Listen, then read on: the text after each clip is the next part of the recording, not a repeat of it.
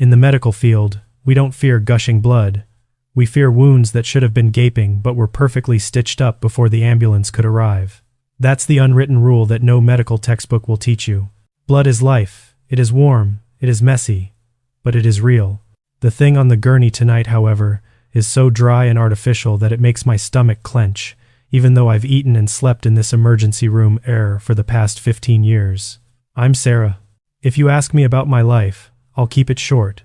42 years old, divorced, addicted to black coffee without sugar, and with a mild case of obsessive-compulsive disorder, OCD, regarding tidiness. Perhaps that's why I became the chief night nurse at Jude Hospital. Here, chaos is managed by procedures, and death is carefully documented in the medical records. But tonight, that order is about to be ripped apart. Jude Hospital sits on the western edge of Detroit, a dreary, gray concrete block from the 72nds, clinging to soot and neglect. Outside, the nor'easter snowstorm is howling, turning the parking lot into a blanket of white. The wind whistles through the double-paned window gap, creating a mournful sound, like someone breathing through a crushed trachea. 2:13 a.m. The devil's hour? No, the hour of deadly stillness. In the ER, the word quiet is taboo. If you say it, disaster will strike. The fluorescent light on the ceiling of hallway C flickers, emitting a low, steady buzz, sounding like a fly buzzing in a skull. Coffee, Sarah? The voice of Mike, the first-year resident doctor, broke my train of thought. He's young, enthusiastic, and annoyingly innocent. No, I replied, my eyes fixed on the vital signs monitor of the row of empty beds. And fix your lab coat collar. You look like you just woke up from a pile of dirty laundry. Mike forced a laugh, adjusting his collar. You're always so uptight. It's a big storm outside, surely no one is coming. He didn't finish his sentence before a siren tore through the air. Not the insistent, modern siren of a new ambulance, but the hoarse, ooh-ah sound of the oldest EMS vehicle from Station 42. The automatic sliding doors flew open. Bone-chilling cold rushed in with crushed snowflakes, carrying the smell of half-burnt diesel and the metallic stench of rusty iron. 2 paramedics pushed a gurney in, their steps sliding on the slick linoleum floor. What have we got? I jumped up, my rubber gloves already on by reflex, the dry snap of the rubber against my wrist echoing.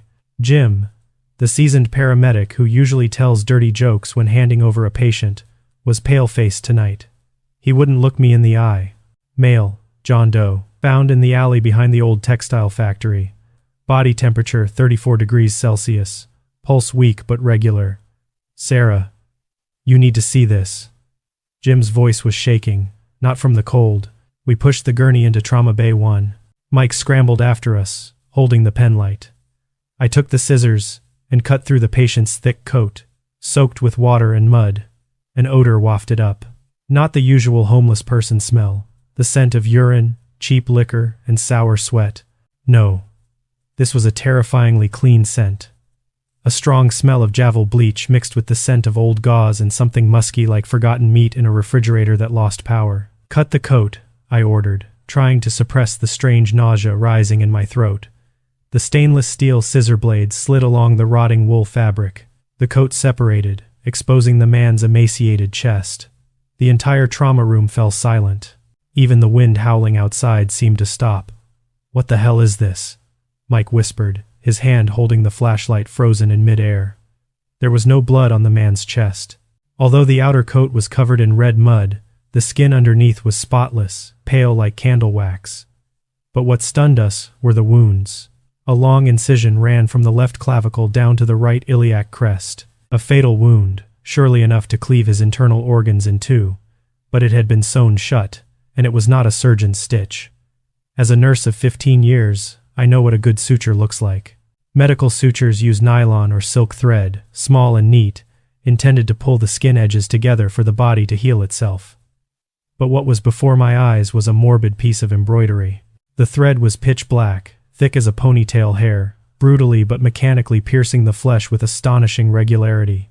A perfectly absolute cross-stitch pattern, each X-stitch connected to the next, tightening the skin edges so much that the surrounding skin was puckered, pale white due to lack of blood supply. I gently touched the stitching with my gloved finger. Hard, cold, "This thread," I muttered. "This isn't medical thread. It looks like shoemaker's thread, or thread used to sew body bags." "Heart rate is still stable," Mike announced, his voice distant. "But look, Sarah. Look closely at his left flank." I moved my gaze downwards. There was another square patch of skin, approximately 10x, 10 cm, on his side, stitched onto the main body with the same black thread. But the problem was the skin color. This man's skin was pale white, but the square patch was dark brown with larger pores, and a faint, faded old tattoo, a part of an eagle, was visible on it. "It's a patch," I said, a shiver running down my spine. "Someone stitched a piece of someone else's flesh onto him." "Autologous skin graft?" Mike tried to find a rational explanation. "No doctor grafts skin with X stitches and crude black thread like this," I snapped, my forced calm beginning to crack. "And look, the wound edges aren't swollen or red. There's no inflammatory reaction. It's as if..." His body accepted this strange flesh immediately. I leaned closer to examine it. The smell of bleach was stronger. As I brought my ear close to the patient's chest to listen to his lungs, even though I had a stethoscope, old habits die hard, I heard a sound. Not the thump-thump of a heart, nor the rustle of bronchial tubes. It sounded like a click-clack, very faint, like two dry pieces of fabric rubbing against each other, or metal hitting bone. Click-clack, swish, click-clack. "Check his pockets for ID." I stood up straight, stepping back, my heart beating abnormally fast. I needed to wash my hands. I felt like I had touched something unclean, something biologically wrong. Jim, who had been standing silently by the door all this time, suddenly spoke. "We didn't find anything. But Sarah, when we loaded him onto the gurney, I swear, his left leg was longer than it is now." I spun around to look at Jim. "What did you say?" "His left leg." Jim swallowed hard, pointing to the patient's legs covered with a thin blanket. At the scene, it was at least 5 inches longer than the right. Looked like a severe hip dislocation. But when we put him in the truck, I heard a snap, and it retracted back to match the other leg. I looked down at the patient's feet. Both feet were perfectly aligned. I pulled the blanket away. His trousers had been cut off. His left knee was swollen and bruised purple, but around the kneecap was a circle of black stitches. They were dense, wrapped around the knee like a protective belt. I placed my hand on the knee. The patella underneath moved. It slid away smoothly, loosely, as if no ligaments held it anymore, but was only kept in place by the overly tight outer skin stitching. "Full body X-ray." Immediately I ordered, my voice sharp. "Mike, call Dr. Henderson down here. Tell him we have a polytrauma case with signs of severe bodily interference." Mike nodded frantically and ran out. Jim and his colleague also hurried away. They didn't want to stay in this room for another second. Only John Doe and I remained. In the silence of the trauma room, under the cold fluorescent light, I heard it again. Swish. The sound came from the body of the comatose man. I held my breath and watched. His left index finger. It just moved. It wasn't a nervous twitch. It folded, slowly, one joint at a time. Click, click, click. 3 distinct mechanical rigid movements. Then the middle finger. Then the little finger. They tapped the surface of the gurney mattress in a bizarre rhythm. Click, click, click. As if checking that the joints were working properly. I backed away, stumbling into the metal instrument cart behind me, creating a loud, jarring noise. The man's eyes were still closed. The monitor screen still displayed a steady heart rate of 60 BPM. Everything on the machine was normal. But my instinct, the instinct of an animal smelling danger, was screaming, "Run." I looked at John Doe's face. An ordinary face, smeared with mud. But when I looked closely at his hairline, where the forehead met the scalp, I saw a tiny black thread sticking out, uncut. It vibrated slightly, like the antennae of an insect seeking its way. The room door burst open. "Doctor." Henderson walked in, looking tired but neat. "All right, Sarah, what's all the fuss about?" I turned to face Henderson, intending to report the situation, but the words caught in my throat. "Doctor." Henderson, the respected 60-year-old physician, was walking with his right leg dragging slightly, and every time he put his foot down, I heard a wet swish, exactly like the sound coming from John Doe's body. "Doctor." I whispered. What is it? He smiled, a smile a little too wide for normal, revealing perfectly white teeth. Where is the patient? He walked over to the gurney, his hand resting on my shoulder. His hand was ice cold, and I smelled the strong Javel bleach odor coming from his lab coat. Surgical needles never just vanish, unless someone or something needs them more than the surgeon does. That's the #1 rule of the operating room, and the survival rule of the supply closet. Everything that comes in must be documented. Everything that leaves must have a reason. A missing box of gauze, a broken morphine ampule, we can explain. But sutures? No. Surgical needles are weapons. And tonight, my armory is being breached, Doctor. Henderson stood next to John Doe's gurney, his hand running over the crisscrossing black stitches. Interesting, he muttered. Not a tone of worry or disgust, but the curiosity of a collector who has just found a rare stamp. This stitching technique is very tight.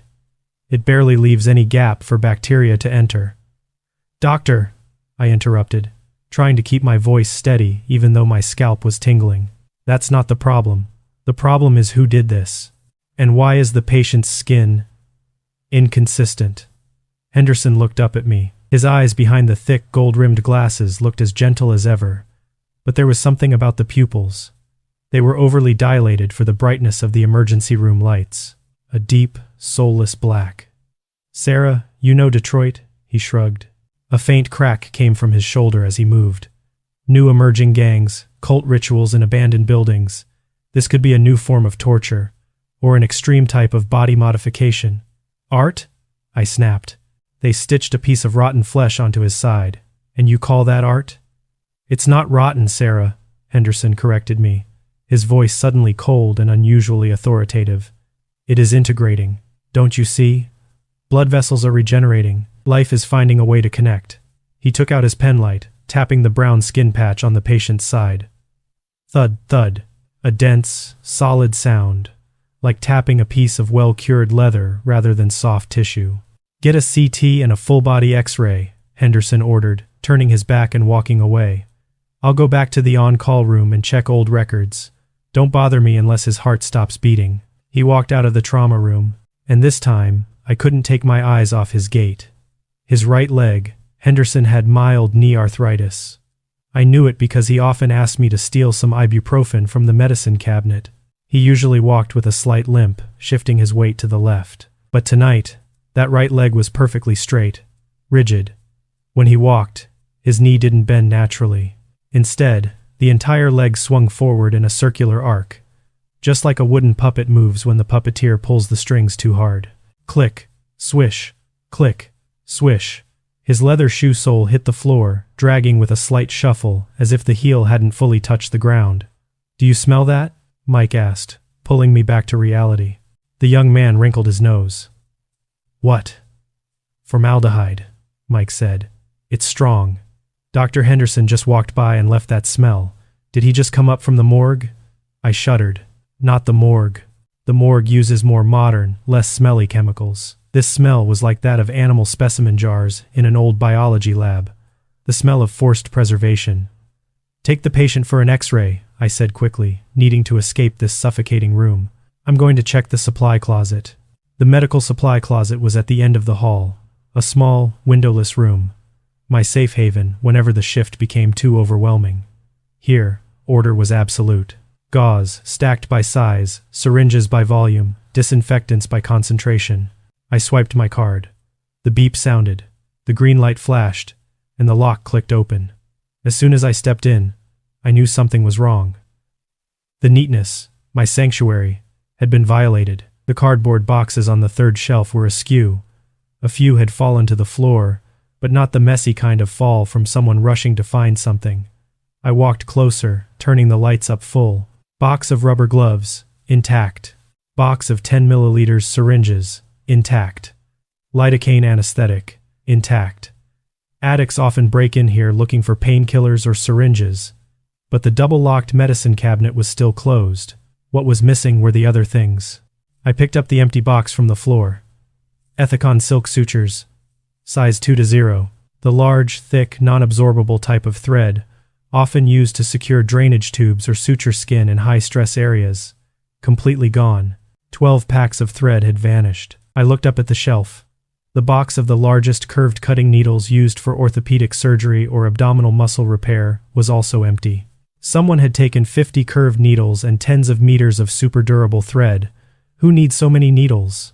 I muttered, a cold sensation creeping into my fingertips. I checked further. The Mayo surgical scissors, the large, straight-bladed type, used to cut tough tissue, were also missing from the sterile instrument tray.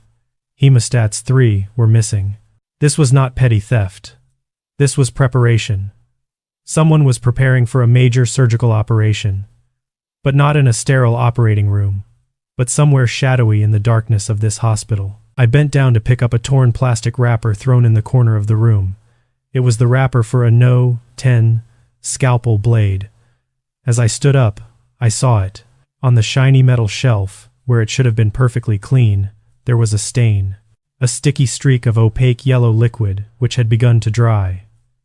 It trailed from the shelf down to the floor, as if someone with a hand drenched in this fluid had leaned on the shelf for balance.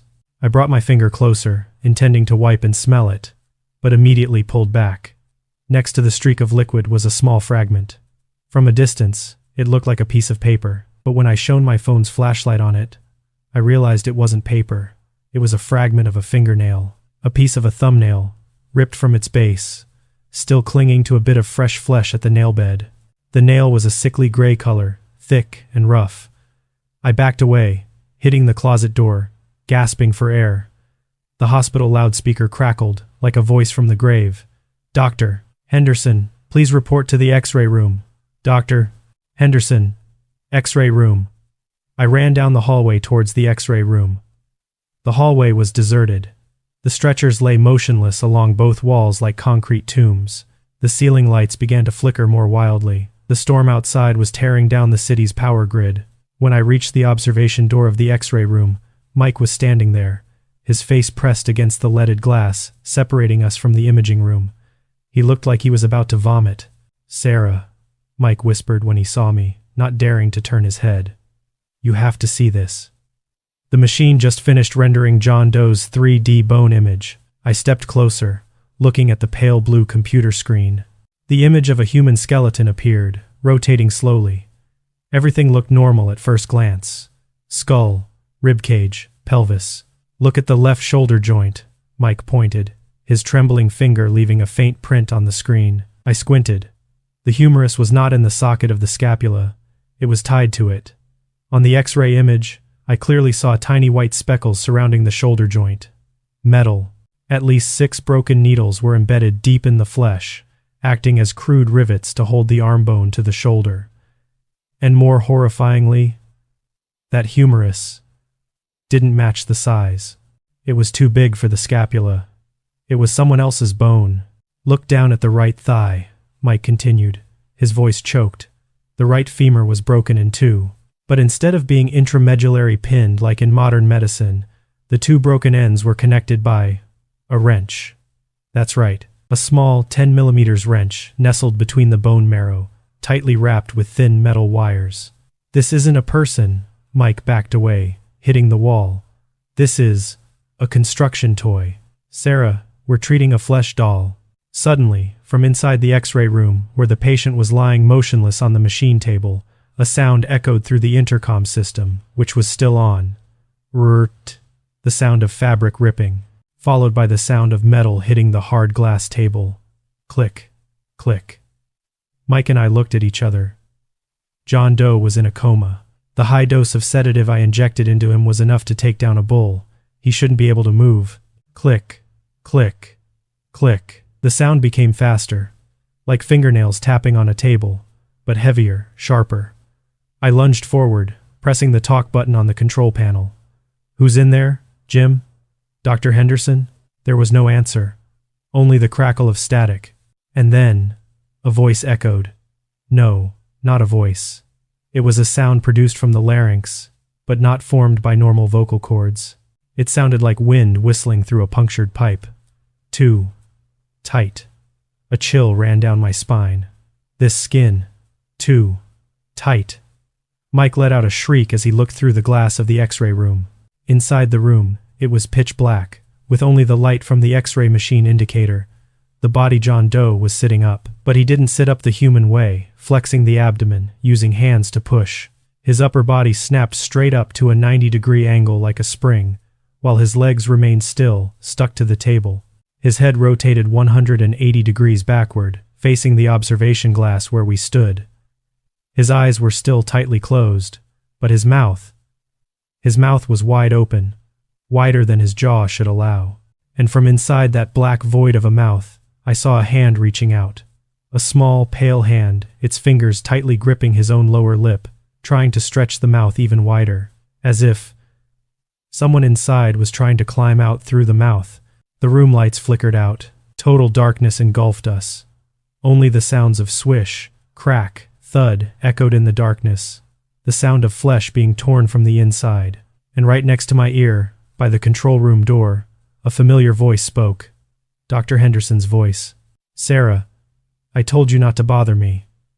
I spun around, turning on my phone flashlight.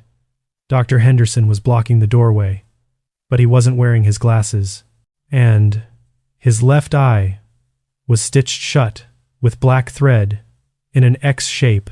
A corpse doesn't sweat, but the body in bed number 4 is drenched in the strong smell of bleach and is moaning in a child's voice. The flashlight beam from my phone cut a trembling streak of light through the dark space, shining directly onto Dr. Henderson's face.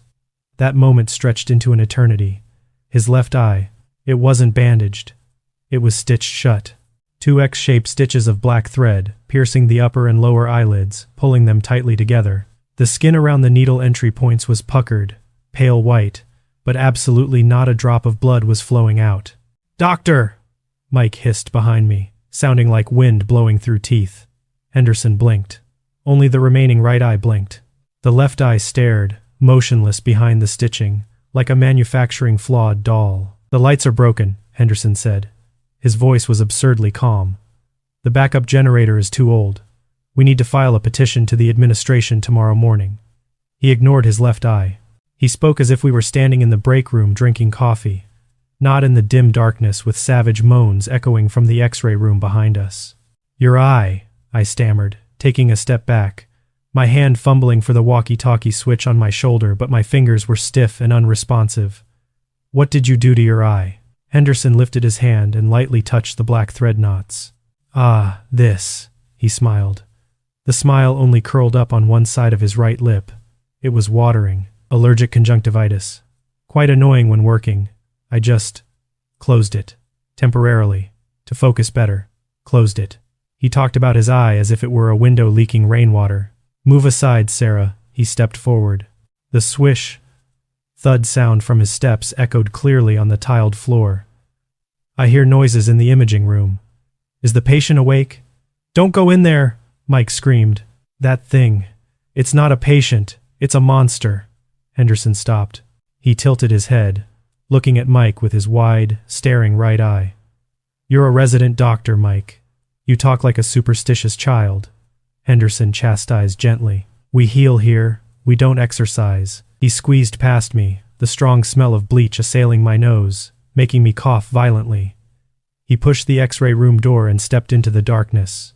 Mike and I stood rooted to the spot, waiting for the screams, waiting for the sound of breaking bones. But there was nothing, only deadly silence. A few seconds later, Henderson's voice echoed, steady. "No one is here. Are you two playing a joke on me?" I rushed into the room, my flashlight sweeping everywhere. The X-ray table was empty. John Doe had disappeared, but the traces left behind were undeniable. The leather straps used to restrain the patient, the thick type used for agitated psychiatric patients, were torn, not unbuckled. They were ripped apart. The leather fibers were frayed, tattered as if torn by a gigantic force. A puddle of liquid remained on the cold glass table. It wasn't blood. It was a pale yellow viscous mixture, clotted with small white fragments that looked like human fat. Where did he go? I spun around, shining the light into the corners of the room. The window was closed. The ventilation duct on the ceiling. I looked up. The square metal grate covering the vent on the ceiling was still in place. The screws were still tight. There was no other way out except the main door where we had stood guard. Did he pass through us? Mike whispered, his face drained of color. It's impossible. We were blocking the door. Maybe the patient left before I arrived, Henderson said, leaning against the door frame, his dark silhouette stretching across the floor. Perhaps you two were too panicked to notice. I knew he was lying, but I couldn't prove it. And more importantly, I didn't dare to confront him right now. My survival instinct, the instinct that helped me survive an abusive marriage 10 years ago, was screaming, "Don't provoke the predator." "We have to find him," I said, trying to regain the professionalism of a chief nurse. "He's seriously injured and delirious. If he wanders the hospital, you check Area C," Henderson ordered. "Mike, go down to the basement and check the generator. I'll check the patient rooms in Area A." "No," I immediately protested. "We shouldn't split up. Safety rule number 1. "That is an order, Nurse Sarah," Henderson growled. His right eye glared, while the stitched-shut left eye remained silently threatening. "The patient takes priority. Go." He turned his back and walked towards Area A, the click-clack of his footsteps fading into the hallway darkness. Mike looked at me, his eyes pleading. "Don't go to the basement," I whispered to him, gripping his arm tight. "Come with me. We'll check Area C first." "But Mike..." "Listen. Don't believe anything you see. And if you see Henderson, run." Area C was the old intensive care unit, now mostly used for storage and a few waiting rooms. The sharp red emergency lights on the wall made the hallway look like the intestines of a giant beast. The sound of the storm wind outside slammed against the windows like muffled punches. "Do you hear that?" Mike asked quietly, holding the metal IV pole like a weapon. "Hear what?" "The metal sound." I held my breath and listened. At first, it was just the wind whistling. But then, I heard it. Screech. Screech. The sound of metal scraping against metal, slow and steady. It was coming from the ceiling. From inside the ventilation system, something was moving in the zinc ducts above our heads. Something heavy, but with many legs, or limbs, its claws scraping the metal surface, creating spine-chilling sounds. I pulled Mike close to the wall, away from the center of the hallway. We passed the Area C nurses' station. The place was deserted. On the desk, the computer was turned off. But there was an object on the desk, right next to the dust-covered fake flower vase. A notebook. Black leather cover, old and tattered at the corners. It was soaked with the yellow, slimy fluid we had seen in the X-ray room. I trembled as I picked up the notebook. It was ice cold. I opened the first page. No writing, only drawings. Astonishingly detailed anatomical drawings, drawn with black ink or dried blood. The lines were meticulous, sharp like those in Gray's Anatomy textbook, but the content was insane. Page 1, a human hand. But instead of 5 fingers, it had 7.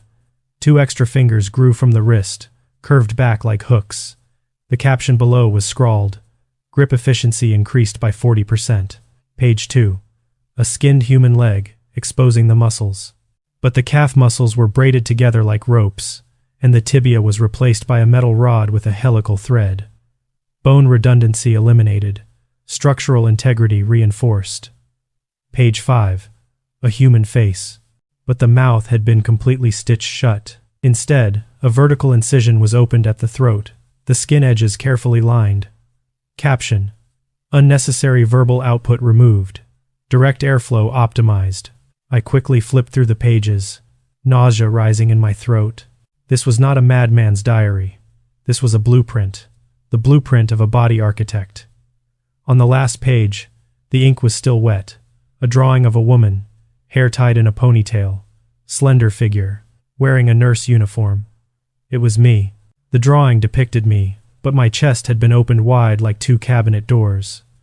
Inside, my heart and lungs were suspended by small chains, and my ribs were bent into the shape of a decorative birdcage. Below the drawing was the inscription in a hasty script: Subject, Sarah.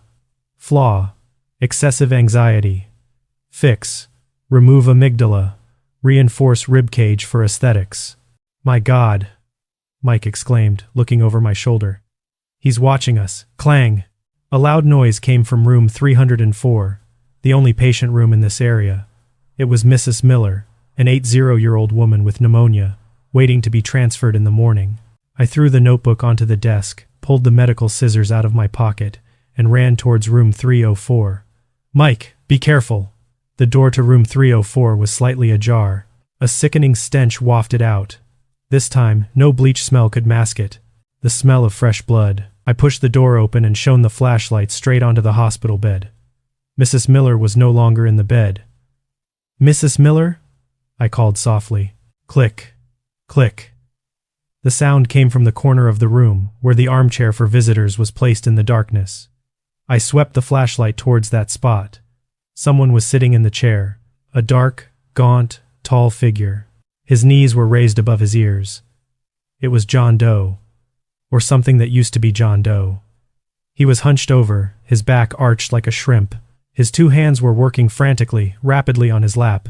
He was sewing, and lying across his lap was Mrs. Miller. The old woman was motionless, her eyes wide open but lifeless. John Doe was holding a gigantic curved needle, threading the black thread through Mrs. Miller's wrist, and then through his own wrist. He was sewing the old woman's hand to his own arm. "Stop!" I yelled, rushing forward. The dark figure raised its head. Under the flickering flashlight, I saw his face. No, not a face. His facial skin had been peeled back from his chin to his forehead, exposing the raw, red flesh underneath. He had used his own skin as a mask, and now he was wearing it, upside down. The red, lipless mouth grinned at me. The yellowed teeth clattered together. "More. Spare parts," he hissed. The voice didn't come from his mouth, but from a pulsating slit in his throat exactly as designed in the notebook.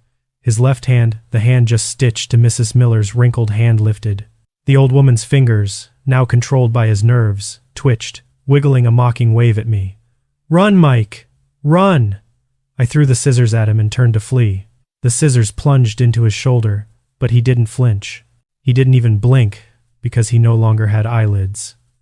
A choked laughter echoed behind us, mixed with the sound of clashing metal and the twisting of bones as he stood up. He didn't stand on two legs. He dropped down, crawling on all fours, 2 long arms and 2 long legs, his joints rotating backward like a spider's. And on his emaciated back, Mrs. Miller was dragged along like a flesh backpack, her head thumping thump-thump against the floor with every movement of the monster. We bolted into the hallway, running headlong towards the staircase. The hallway lights went out completely. Darkness swallowed everything. Only the click-clack, swish, click-clack, swish, echoing close behind our heels. And from the hospital's loudspeaker system, the smooth, polite voice of Dr. Henderson echoed, "Code yellow. Code yellow. Medical waste on the loose in Area C. Request the seamster to proceed with collection and recycling." Dr. Henderson was right-handed for 20 years. So why is he holding a scalpel with the left hand of a woman of color tonight? Mike and I plunged down the emergency stairs, the thud-thud of our rubber shoes pounding on the cold concrete steps. Both our breaths puffed out white smoke in the freezing air. The heating system was off. The hospital was now nothing more than a giant morgue. "Where are we going? Down to the main lobby?" Mike gasped, clutching his chest, his face pale white. "No," I blocked him, pressing my back against the fire door on the second floor. "The main lobby door is sensor-controlled glass. If the power is out, it'll lock, shut, or jam. Besides, that thing is downstairs." The click-clack, swish, still echoed from the stairs above, like the sound of a giant crab crawling down. But it slowed down, as if playing with its prey. Operating room or, I decided. The surgical area has reinforced steel doors, its own power source, and most importantly, scalpels. We staggered down the hallway leading to the central surgical area. It was eerily silent here. The greenish light from the exit sign reflected on the white tiled walls, creating a surreal space. The door to OR No. 1 was slightly ajar. A faint yellow light streamed out from inside. Someone was in there. I signaled Mike to be quiet. We tiptoed closer. Through the tiny round glass window on the door, I looked inside. Dr. Henderson. He was standing with his back to the door, in front of the surgical instrument table. He was humming a classical tune, Ave Maria, but his voice was occasionally broken by the sound of wind whistling through his teeth. I pushed the door open and walked in. Dr. Henderson. He didn't jump. He continued his work, his back still turned towards me. "Ah, Sarah," he said, his tone gentle as if welcoming me to a normal shift. "And you too, Mike. Just in time. I need someone to assist." "What the hell are you doing?" Mike roared, his voice cracking with fear. "There's a monster murdering people out there. It just sewed Mrs. Miller onto its back. And you're standing here singing?" Henderson slowly turned around. He had taken off his white lab coat. Now he was wearing blue scrubs, but they were soaked in sweat and some kind of yellow fluid. And when he raised his two hands, I froze. Dr. Henderson was right-handed. I had worked with him for 15 years. I knew how he held a scalpel, how he signed his name, how he held a coffee cup, always the right hand. But now, he was holding the No. 10 scalpel with his left hand, and it wasn't his hand. His right arm was still the arm of a 60-year-old white man. Freckled skin, graying arm hair, loose biceps. But the left arm. From the elbow down, it was slender, dark brown skin, smooth, long, delicate fingers with neatly manicured and polished nails. It was the arm of a young woman of color. The junction at the left elbow was a rough, swollen stitch line, with crisscrossing black threads wrapped around it like a thorny bracelet. "Whose hand?" I whispered, the nausea flooding back more intensely than before. "Whose hand did you cut off?" Henderson looked down at his new arm, moving those long, slender fingers. They flexed and extended with an unearthly, fluid grace, completely contradicting the rigidity of his aging body. "Isn't it beautiful?" he asked, his eyes gleaming with pride. "It belongs to Jasmine, the pharmacy intern. She had a motorcycle accident last week, remember? This arm was crushed. The trauma doctors were going to amputate it. And you took it?" "I saved it," Henderson corrected, stepping towards us. "Why discard such a perfect biological mechanism? These fingers. They have twice the tactile sensitivity of my old hand. I can feel a fly's heartbeat." He raised his left hand, wiggling the fingers in the air. "Asymmetry. Sarah, that is the key," he lectured passionately. "Nature made us symmetrical. 2 hands, 2 legs, 2 eyes that are the same. What a waste. Why have 2 identical hands when we can have 1 strong hand for clamping and 1 delicate hand for suturing blood vessels?" "You're insane." Mike backed away, clutching the IV pole. "You're a sick lunatic." "Insane?" Henderson laughed. The smile was lopsided because one side of his face seemed to have been surgically altered too. "We are the mechanics of flesh, Mike. When a part is broken, we replace it. But why stop at as good as new? Why not upgrade?" He lunged forward like a flash of lightning. No one would have expected a 60-year-old man to move so fast. He swung his left arm, the young girl's arm, and grabbed Mike's neck. Mike, a healthy 25-year-old man, was lifted off the ground with just one hand. The long, slender, polished fingers squeezed Mike's trachea like iron tongs. Gah. Mike struggled, his feet kicking wildly in the air, his face turning red. "Look at the strength of these tendons and muscles," Henderson whispered into Mike's ear, his eyes fixated on the tensing muscles of the brown arm. "The bone structure of women is lighter, but the muscle fiber density is more resilient. When directly powered by the seamster, it becomes invincible." "Let him go," I screamed, grabbing a stainless steel instrument tray and slamming it hard into Henderson's head. Clang! The metal tray was bent. Blood streamed down Henderson's forehead, but he didn't fall. He didn't even let go. He turned his head to look at me, blood flowing past his stitched-shut left eye. "Sarah, you've always been my best nurse," he said, his voice sorrowful. "Your legs, they're very strong from standing all shift. I think they would suit me better than this limping leg." He threw Mike into the corner of the room like a rag doll. Mike hit his head against the wall and passed out. Henderson stepped towards me. Only now did I clearly see his whole body. The wide scrubs pants concealed another horrifying truth. His right leg, the painful one, was normal. But his left leg, his left foot, did not touch the ground. It hovered about 5 centimeters above the floor. Why? Because his heel had been stitched with an additional calcaneus bone from another person, forming a kind of hoof. It allowed him to stand on tiptoe, creating momentum to lunge faster. "Don't worry. It won't hurt." Henderson raised the scalpel with his beautiful left hand. I've already removed my own pain sensation center. I can do the same for you. I backed away, hitting the operating table. My hand fumbled behind my back, touching the control for the cautery pen. Stay away from me. It's evolution, Sarah. We are pieces of a puzzle. We are not perfect until we are stitched together. He lunged. I switched on the cautery pen, set it to the highest heat, and stabbed it straight into his left arm. Sizzle! The pungent smell of burning flesh rose. White smoke hissed out. Henderson didn't scream in pain. He screamed in anger. You ruined my skin. He swung his arm and knocked me to the floor. The scalpel was poised at my throat. I looked into his eyes, the human right eye, and the stitched shut left eye. From the gap of the left eye stitches, I saw something wiggling inside the eye socket. Not an eyeball. They were maggots, white maggots crawling in his empty eye socket. I choked.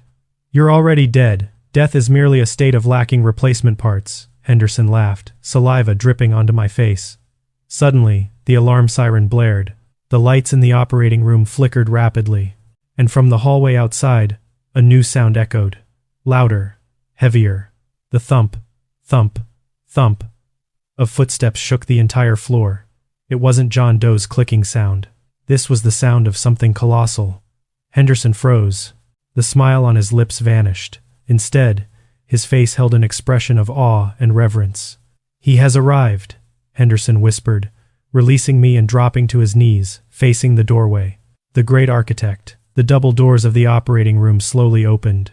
Darkness flooded in, swallowing the faint yellow light. I lay on the floor, gasping for breath, looking towards the door.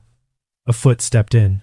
The foot was bare, as big as an entire rib cage, and it was made up of dozens of smaller feet stitched together into a chaotic mass of flesh. The superfluous toes wiggled out in all directions like worms. I knew then, the real nightmare was just beginning. The lights turning off aren't scary. What's scary is when the emergency lights come on, and I see my shadow on the wall with 2 extra arms holding a needle and thread. I held my breath, pressing my body tight against the cold tiled floor, feeling every vibration transmitted through the foundation as that thing stepped in. Dr.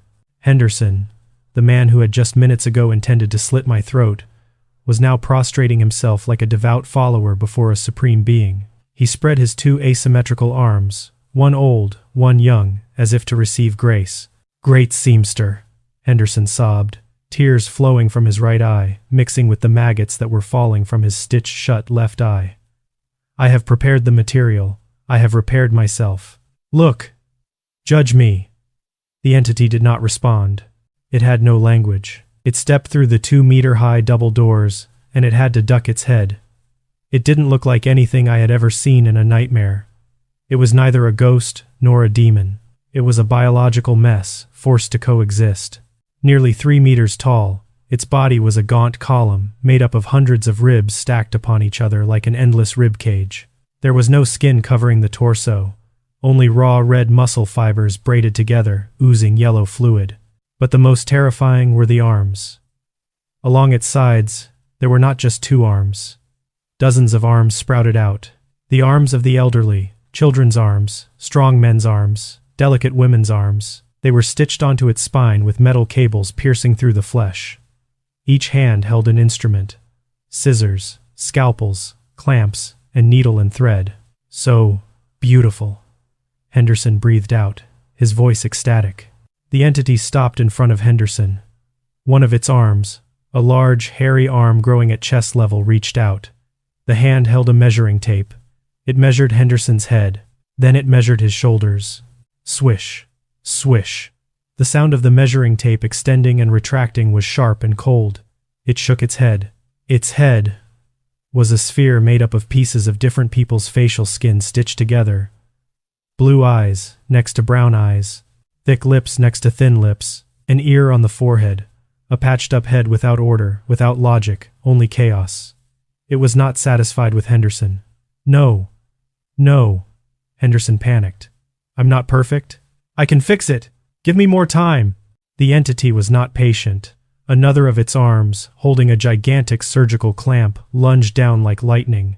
Thud! The clamp dug straight into Henderson's left shoulder, where he had just grafted the young girl's arm. Henderson screamed, a throat-ripping scream. Defective product, a voice echoed in my head. No, not a voice. It was the sound of dozens of mouths on the monster's head, grinding their teeth together to form words. The entity yanked hard. Henderson's beautiful left arm was torn from his body. Blood sprayed out, splattering onto the ceiling, staining his blue scrubs red. Henderson fell backward, convulsing, blood pouring from the open wound. But the monster didn't stop.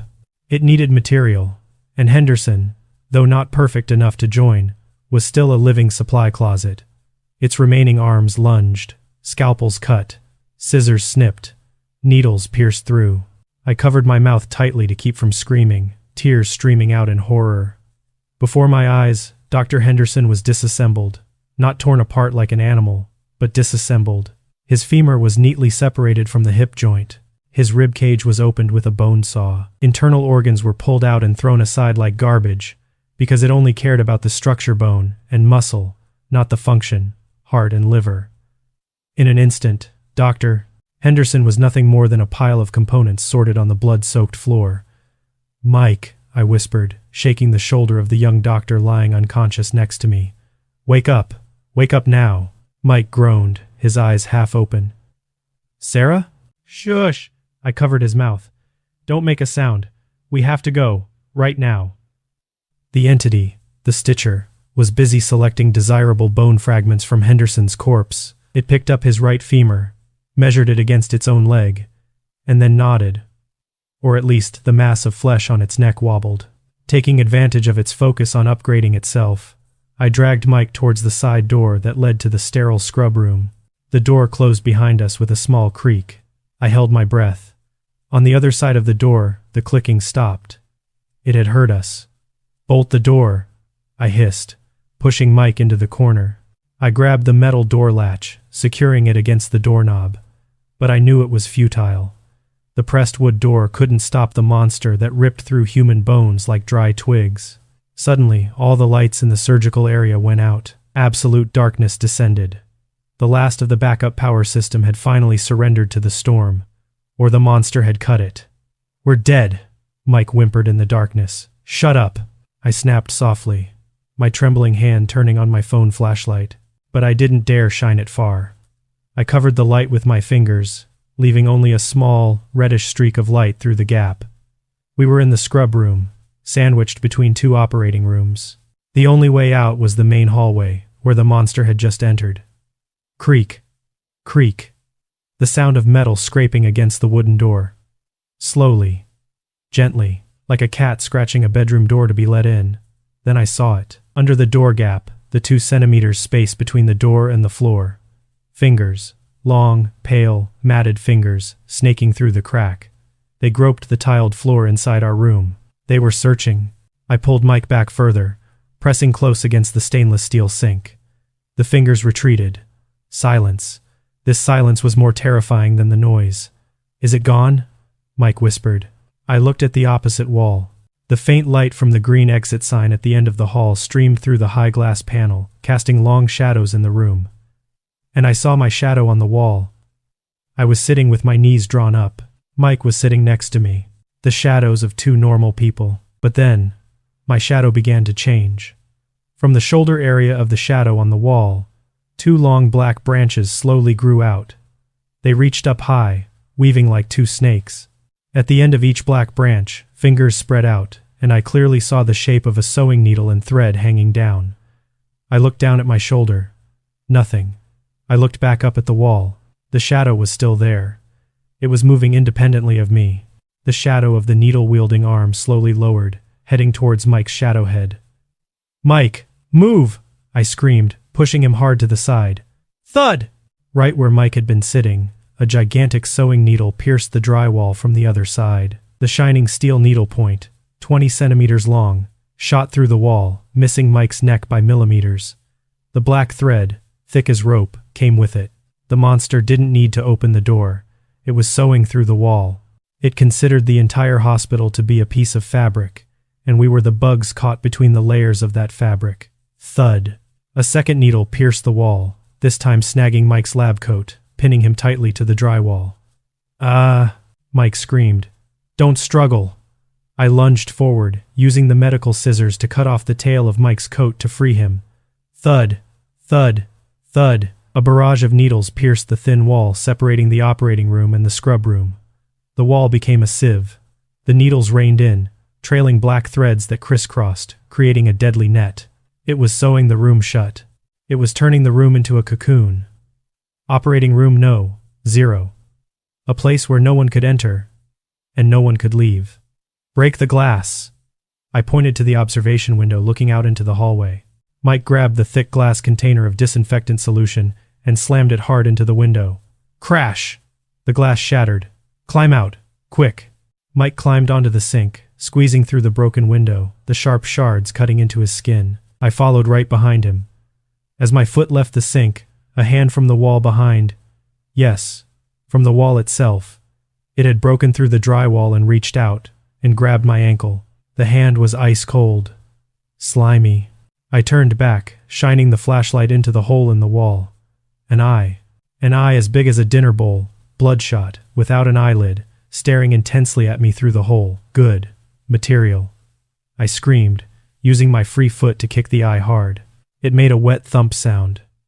The eye retreated. The hand loosened slightly.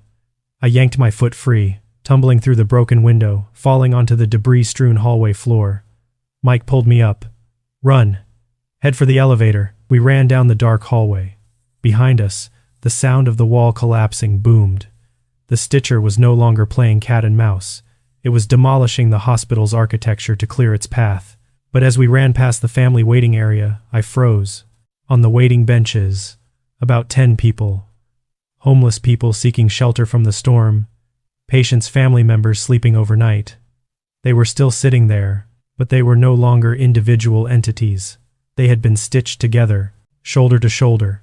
One person's cheek stitched to another's nape. They formed a long, continuous mass of human flesh, writhing on the row of chairs like a gigantic human centipede. And all of them had their eyes open. All of them were looking at me, and all of them spoke in unison, in a steady, emotionless rhythm. Join, join, join. Oh my God. Mike vomited right there. I pulled his arm. Don't look. Don't listen. Run. But I knew we had nowhere left to go.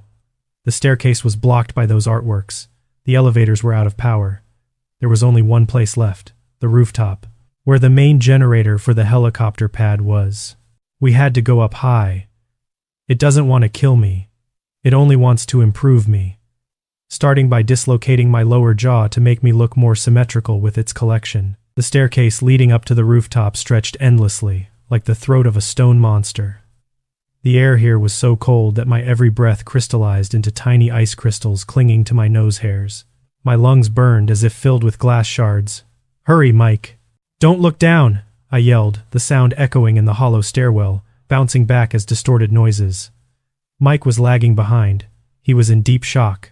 The sight of the human centipede in the waiting room had completely shattered the young doctor's spirit. He was retching as he climbed, his wobbly steps hitting the metal railing. We were on the 5th floor, 3 more floors to the rooftop emergency exit. But this staircase, it was changing. When I placed my hand on the railing to pull myself up, I felt something soft, wet, covering the layer of electrostatic paint. I shone the flashlight on it. Not rust, it was skin. A thin, smooth layer of human skin, wrapping the metal handrail. Beneath the skin, I saw blue veins throbbing faintly. The entire staircase was transforming into a living body. The concrete steps began to ooze the yellow, slimy fluid, sticky like glue. Thud. Thud. The sound of impact echoed from below. I glanced through the gap between the stair flights, down into the black abyss of the stairwell. It was coming up. The Stitcher didn't climb stairs like us. It considered the steps a waste of time. It was climbing vertically in the open space of the stairwell. Under the faint flashlight beam, I saw it clinging to the railings, with 6, 7 long arms. It moved like a gigantic water spider. Its myriad extra arms plunged giant needles into the concrete walls for leverage, pulling its heavy, bony body upwards. And on its gaunt back, Mrs. Miller's head still bobbed, her cloudy eyes staring intensely up at me. Sarah. It wasn't its voice. It was Dr. Henderson's voice. It came from a laryngeal speaker clumsily stitched into its neck. "You have a beautiful pelvis, very suitable for a support frame." "My God, it's talking to you!" Mike screamed, in absolute panic, trying to run faster but tripping and falling flat on the stairs. "Get up!" I turned back, grabbing Mike by the collar and pulling him up. Whoosh! A tendon, no. A 3-meter-long human tendon shot up from below like a chameleon's tongue. It wrapped tightly around Mike's left ankle. "Hey! Sarah, save me!" The tendon yanked hard. Mike was dragged down to the ground, his fingernails scraping the concrete foundation, or I imagined it, creating a gruesome screech. I lunged forward, grasping Mike's wrist with both hands. I braced my feet against the stair-step, straining to pull back. A life-and-death tug-of-war took place on the 6th-floor landing. The pulling force from below was absurdly strong. Mike was slowly dragged towards the railing. His leg had already slipped through the gap in the iron bars. "No, don't let it take me," Mike cried, tears and snot streaming down his face. "I'm sorry I was lazy. I'm sorry I fell asleep during my shift. Save me." I looked down.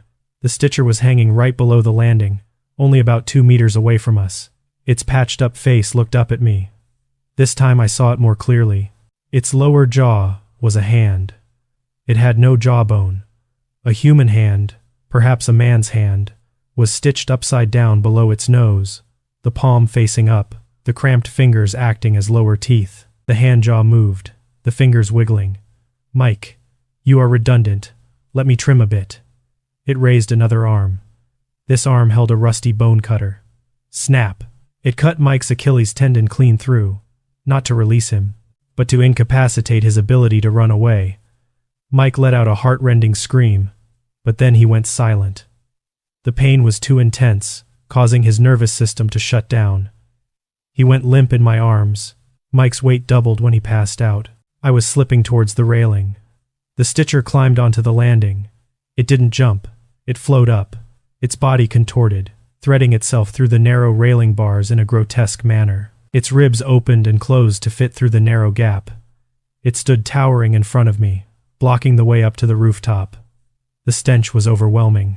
The smell of rotting flesh, of preservation chemicals, and the metallic tang of old metal. I let go of Mike. He lay sprawled at the monster's feet. I backed away, my hand fumbling for a fire extinguisher hanging on the wall. "Stay away from me," I screamed, my voice cracking. The monster tilted its head. It didn't attack me immediately. It bent down to Mike. Its auxiliary arms worked frantically. It flipped Mike onto his back. One arm holding a scalpel cut a clean line along Mike's pant leg. Another arm held a measuring tape, measuring the length of his shin bone. "Uneven legs," it mumbled in Henderson's voice. "Right leg 3 millimeters shorter than the left. Despicable imperfection." Crack! It snapped Mike's right leg like a dry twig. Mike convulsed in his coma, then slumped again. The monster grabbed the 2 broken ends of the bone, pulling them to stretch them out. Then it began to sew. It didn't use normal needle and thread. It pulled a tendon from its own body, threaded it through a sharp bone needle, and began to weave Mike's bone ends together. It was performing orthopedic surgery right on the filthy floor, without anesthesia, without sterility. I couldn't stand by and watch Mike be turned into a toy. I pulled the pin from the fire extinguisher. I didn't spray foam. I used the 5-kilogram steel cylinder as a hammer. I lunged forward, putting all the strength of 15 years of lifting patience into it, slamming the bottom of the fire extinguisher onto its patched-up head. BOP. The sound was like hitting a rotten watermelon. Its head caved in on one side. One eye, a blue eye, popped out, rolling on the floor. Cerebral fluid or whatever replaced the brain inside that skull splattered onto my face. Ice cold and slimy. The monster roared. Not an animal's roar, but the screech of metal being twisted to its extreme. It let go of Mike, spinning around to face me. Its dented head inflated back with a thump. Its hand jaw dropped open, the fingers spreading like a carnivorous flesh flower. Fierce. It spoke. "Excellent. I need this resistance. Muscles are tougher when stressed." It swung an auxiliary arm out, slapping me hard. The slap hit like a sledgehammer. I flew backwards, slamming my back into the steel door leading to the rooftop. My lungs compressed. I couldn't breathe. The fire extinguisher fell from my hand, clattering down the stairs. The Stitcher walked towards me. Slowly. The footsteps. Click. Swish. Click. Swish. It stepped over Mike. Mike groaned weakly, blood flowing profusely from his shattered leg. I tried to stand up, my hands clawing at the cold steel door face. The door was stuck. The snow and ice outside had frozen the hinges. The stitcher was right in front of me. It was so tall it obscured the exit light. It reached out a hand, the slender hand of the young girl it took from Henderson. Those fingers gently touched my cheek, then slid down my neck, then down my clavicle. Perfect clavicle structure. It whispered, "It will make a beautiful hanger for my lung collection." It raised its other hand. In that hand was a gigantic curved needle, already threaded with the crude black thread. It intended to stitch my mouth shut. "No!" I screamed, gathering my last ounce of strength, kicking hard at its lower abdomen. It was a desperate shot. I didn't know if it even had a lower abdomen, but my foot hit a bundle of exposed nerves. The monster recoiled, stepping back. Taking advantage of that second, I turned, ramming my entire body into the panic bar of the exit door. Slam! The outer layer of ice shattered. The door burst open. The snowstorm crashed in like a punch from nature. The wind was at gale force 10, the snow stinging my face. I rolled out onto the rooftop, the concrete floor slippery with ice. I turned back, intending to pull the door shut. But I saw Mike struggling to lift his head on the landing. He looked at me through the open door frame. His eyes were desperate, pleading, and behind him, the stitcher had recovered. It stood there, its countless arms spread out like the wings of a hellish peacock. It plunged the needles into Mike's shoulder. It lifted him up like a puppet. "Go on ahead, Sarah," it called out into the snowstorm. "I need to finish this masterpiece first. I will come for you. For that clavicle bone." The heavy door slowly closed due to the automatic spring, blocking my view. The last image I saw was Mike's coat being ripped open, and dozens of needles beginning to plunge towards his chest like industrial sewing machines. Click! The door slammed shut. I was isolated on the rooftop, in the middle of Detroit's raging blizzard, and I knew it wouldn't stop until every piece was in its correct place. Its face isn't a mask. It's a map sewn from the best smiles of the patients who have died here over the past 10 years. I huddled behind the colossal air conditioning unit, clutching my aching ribcage. The wind howled, drowning out all other sounds, but I knew it was coming. I pulled my last weapons from my lab coat pocket, a Lister scissors, gauze shears, and a hemostat artery clamp. These small stainless steel items are indispensable to every nurse, used for cutting wound dressings or clamping drainage tubes. Now, they were the only boundary between me and becoming a flesh doll. Crash! The heavy steel door leading to the rooftop burst off its hinges, flew past my head like a piece of cardboard, and fell over the edge of the building, disappearing into the stormy abyss below. The stitcher stepped out. It had changed. Again. In just a few short minutes trapped in the stairwell, it had managed to upgrade. Its previously gaunt, deformed legs were gone. They were replaced by Mike's legs. The strong legs of the 5-year-old man with the mud-stained Nike sneakers I often teased him about. But now, they were connected to that monstrous torso by crude stitches at the thigh, dark blood seeping down onto the white snow, and on its chest. I covered my mouth to stifle a sob. In the middle of the bony ribcage, where the sternum should have been, it had stitched Mike's face.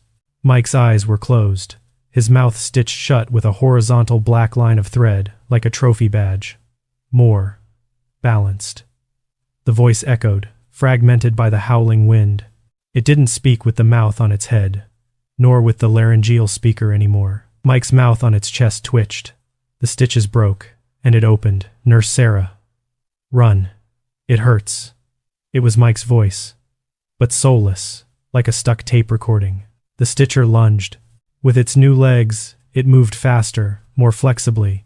It leaped over the air conditioning unit, landing right in front of me. The dozens of arms on its side burst open, each hand holding a shining surgical instrument. I had nowhere to retreat. Behind me was the edge of the building. Beneath was a 10-story void. "You want my clavicle bone?" I shouted, standing straight, clutching the Lister scissors tightly. "Come and get it." It laughed. A horrifying metallic clicking sound. It swung a long arm, Henderson's arm, holding the scalpel, bringing it down towards my head. I ducked to the left. The survival instinct pushed my adrenaline to the max. All my senses became strangely sharp. I no longer saw it as a monster. I saw it as a medical chart. Diagnosis: polytrauma, improper organ grafting, soft tissue necrosis. Treatment: surgical debridement, removal. As its scalpel arm narrowly missed and sparked against the air conditioning unit casing, I lunged. I didn't stab its flesh. Its flesh was dead. Stabbing it was useless. I aimed for the joint, the position of its right armpit, where Henderson's arm was stitched to its torso. The black threads there were stretched to their limit as it swung its arm. Thud! I plunged the scissors into the taut threads and squeezed hard. The Lister scissors, though blunt-tipped, had very sharp blades. Snap!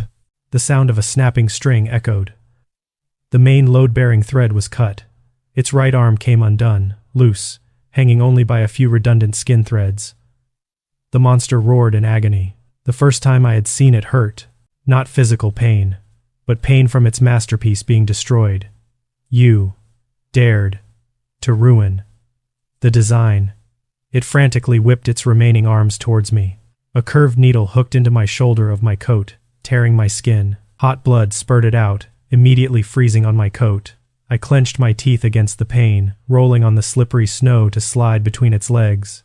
I was behind its back, the weak point of every spinal structure. I saw its spine exposed, uncovered by skin. Its vertebrae were held together, not by discs, but by metal staples driven straight into the bone. I scrambled up, leaping onto its back, clinging tightly to the slimy ribs. The monster thrashed violently, trying to shake me off. Its auxiliary arms clawed behind its back to grab me. An ice-cold hand grabbed my hair, yanking it back. My scalp felt like it was tearing off. Let go of me! I used the hemostat, clamping it tightly onto the thumb of the hand gripping my hair. I bent it backward. Crack! The finger broke. The hand went limp. I crawled higher, closer to its gaunt neck. Its head, the chaotic sphere patched together from many faces, wobbled on the thin neck. I saw the anchor stitch, located right at the nape, where the skull connected to the first cervical vertebra, C1. It was a knot of black thread, as big as a fist, complexly interwoven, like a Gordian knot, holding the entire head from falling off. If I cut this knot, its simulated central nervous system would be disconnected. The monster sensed my intention. It threw itself backward, slamming its back against the elevator shaft wall to crush me. Thud! I coughed up blood. My ribs groaned as if about to break. My lungs were compressed, but I didn't let go. I hooked my feet into its hollow ribcage for balance.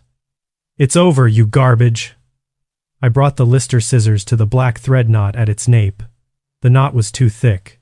The scissors couldn't cut it. The monster slammed its back against the wall again. Thud! My vision blurred. The scissors fell from my hand. It landed on the snow. I was disarmed. The monster cackled. It reached its two longest arms back, gripping my waist, lifting me off its back. It spun around, holding me suspended in the air, right over the edge of the building's abyss. The storm wind roared below. It brought its patched-up face close to mine. The smell of rotten flesh and formaldehyde blasted my face. I will stitch you while you are alive, it hissed. I will start with your eyelids. A sharp needle slowly moved towards my left eye. I desperately flailed my hands. My left hand touched my chest pocket. There was still one thing, not a weapon. A tiny vial of 90% alcohol pad, that I always carried for sterilization. And the lighter. I smoked secretly on the rooftop whenever the stress was too much.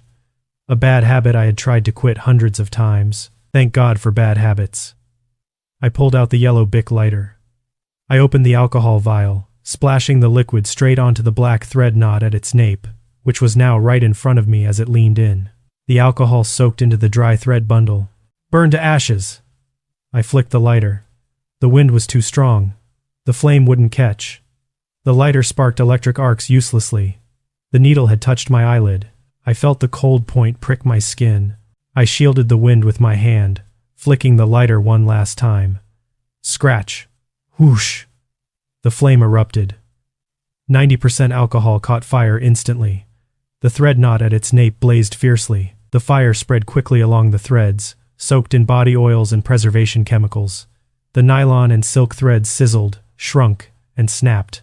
The monster let out a shriek of never-before-seen terror. Its head began to loosen. The connection was broken.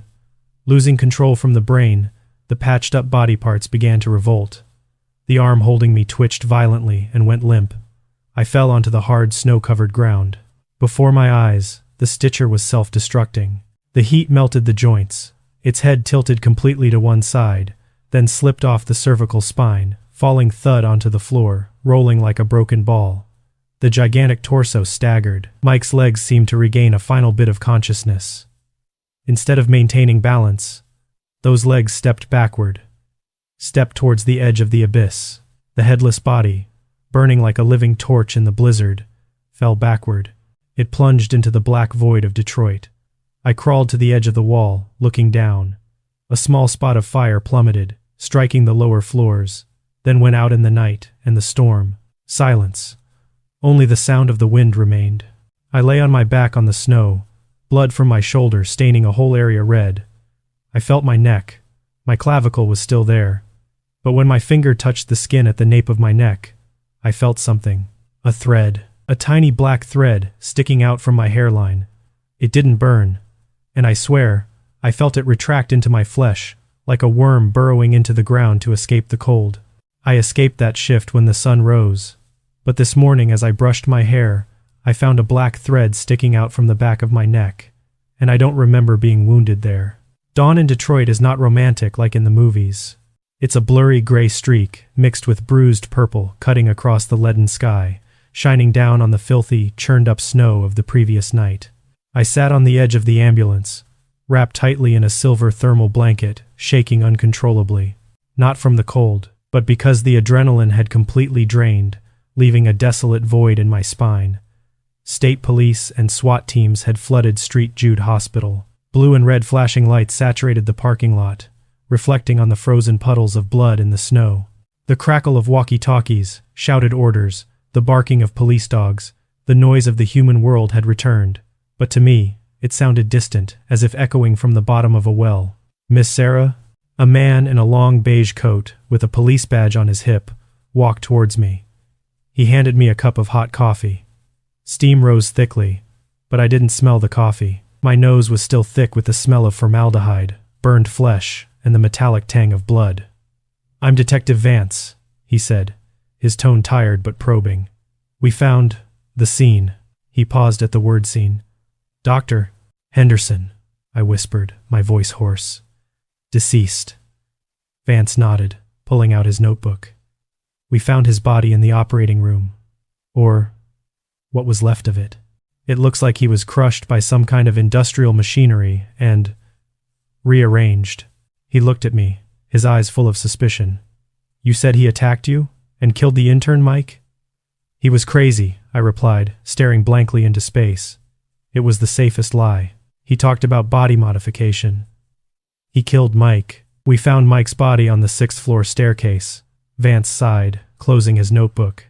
His legs were shattered, and someone tried to surgically reattach his bones with crude tools right there. Very brutal, but the suturing technique for the blood vessels was extremely professional. He paused, observing my reaction. "You're the chief surgical nurse, aren't you, Sarah?" I gripped the coffee cup tightly.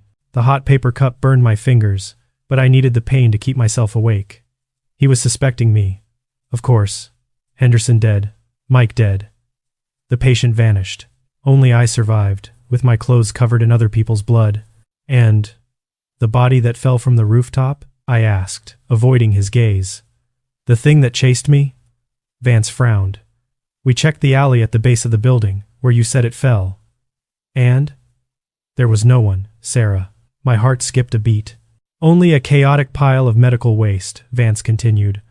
"Prosthetics, anatomical dummies, plastic bones, and some decomposed human body parts stolen from the morgue. They were scattered on the snow. There was no monster. Perhaps the fall caused the body to disintegrate. Or did it disassemble itself to escape? A monster that was assembled could also disassemble itself. Arms breaking off, legs crawling away on their own. hiding in the intricate sewer system of Detroit. You should go home and rest. Vance patted my shoulder. We'll need a detailed statement later, but Sarah, the medical examiner, said the wound on your shoulder needs to be stitched up right away. It's deep. I felt my left shoulder. The tear caused by the stitcher's curved needle. The blood had dried, caked hard. I can take care of it myself, I said. I'm a nurse. 2 weeks later, I was suspended from work for the investigation. They called it mandatory leave due to psychological trauma. I spent my days sitting in my old apartment, curtains tightly drawn, listening to the footsteps of my neighbor upstairs. Thud. Thud. Every time I heard the steps, I shivered. I waited for the accompanying swish. But it didn't come. The wound on my shoulder healed strangely fast. Normally, a deep tear reaching the muscle like that would take at least 3 weeks to close and leave an ugly raised scar. But after only 3 days, new skin had grown, pink and flat, no scar. It was even smoother than the surrounding skin. And I started noticing other small changes. Yesterday morning, I dropped a glass cup. By reflex, I reached out to catch it, but my hand didn't move the usual way. My arm shot out with a speed that the naked eye couldn't follow, and my wrist, it rotated 360 degrees to catch the cup at an impossible angle. I stood frozen in the kitchen, holding the cup, my heart pounding. I tried to rotate my wrist again. It only rotated 90 degrees like a normal person. It hurt. So what was that moment? I started to fear my own body. I slept very little, because every time I closed my eyes, I saw the crisscrossing black stitches against the dark sky, and I heard the whispering, "Join, join." This morning, I stood in front of the bathroom mirror, preparing to brush my hair. The face in the mirror was haggard, dark circles under my eyes. I looked 10 years older than on that fateful night. I picked up the comb and ran it through my tangled hair. The comb caught on something at the nape of my neck. Hard. Tough. I tugged gently, a sharp pain, not the pain of tangled hair. It was a deep, sharp pain that ran down my spine all the way to my tailbone. I turned my back to the mirror, holding a small hand mirror to look at the back of my neck. Under the yellow bathroom light, I saw it. Tucked in my hairline, right at the C1 cervical vertebra, the place I had tried to cut the monster's connection, was a black thread. It stuck out about 2 centimeters from my skin. At first, I thought it was a thread left over from a sweater. I raised my hand to pull it out, but when my finger touched the thread, it retracted. It pulled itself deeper into my flesh, leaving a tiny hole that oozed a drop of yellow fluid. I was stunned. I looked closer in the mirror. The thread was not still. It was moving slowly. It wiggled like a worm, stitching a very small, very intricate line along my hairline. And more horrifyingly, the skin around the thread was a different color. It wasn't my pale white skin color. It was dark brown. Smooth. It was a tiny patch of skin, only the size of a pinky nail, being grafted onto my nape. Jasmine's young girl's skin, or Mike's skin. The memory rushed back. That moment on the rooftop. Before falling, the stitcher touched my nape. I thought it was a failed attack attempt, but no, it had left a seed. An anchor stitch. It wasn't dead. It never dies. It just shifted from a macroscopic form to a microscopic form. It was rebuilding my body from the inside, cell by cell, fiber by fiber. It was turning me into the stitcher next. I threw the mirror onto the sink. Smash! I grabbed the nail scissors. I reached behind my neck, clamping tightly onto the end of the black thread. Get out! Get out of my body! I gritted my teeth, yanking hard. Hurr! The sound of ripping fabric echoed in my skull. Blood sprayed onto the mirror. I managed to pull out a thread about 10 centimeters long. But it didn't snap. It was connected directly to my spinal cord. When I pulled it, I felt my toes curl up, and my left eye automatically closed. I was pulling my own nervous system out. I let go. The thread, like a living organism, slowly crawled back into the open wound, pulling the skin edges to close perfectly. The wound sealed instantly before my eyes. No more blood flowing. I collapsed onto the cold bathroom floor, sobbing uncontrollably. But then, my crying was choked off. My throat automatically constricted.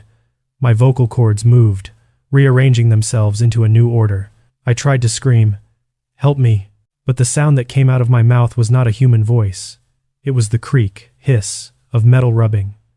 And then, my right hand, the hand resting on the floor, automatically lifted. It no longer followed the commands of my brain. It brought itself in front of my face. The fingers moved, weaving and wiggling, checking their flexibility. Then the index finger pointed straight at my reflection in the mirror. The mouth in the mirror opened, and a voice echoed. Not my voice, but a chord of thousands of different voices, including those of Henderson and Mike. The material is ready. Begin. Phase 2. I looked down at the open medicine cabinet drawer. In it was a travel sewing kit. My left hand reached over, picking up the needle. I wanted to stop. I screamed in my mind. But my body had become an autonomous machine. I sat there, watching helplessly as my hands began to thread the needle. The first stitch will begin at the corner of my mouth, to create an eternal smile. Do you ever feel a strange itch at the back of your neck? Or a small scratch that heals too quickly? Check closely. Maybe you're not the only one living in that body. The seamster isn't dead. He's just looking for new pieces. And maybe the next piece is you. If you want to hear more forbidden stories from the Nightmare Weaver's medical records, hit subscribe and turn on notifications. Don't let the fear pass. Let it stitch itself tightly into your mind. Sleep well. If you can.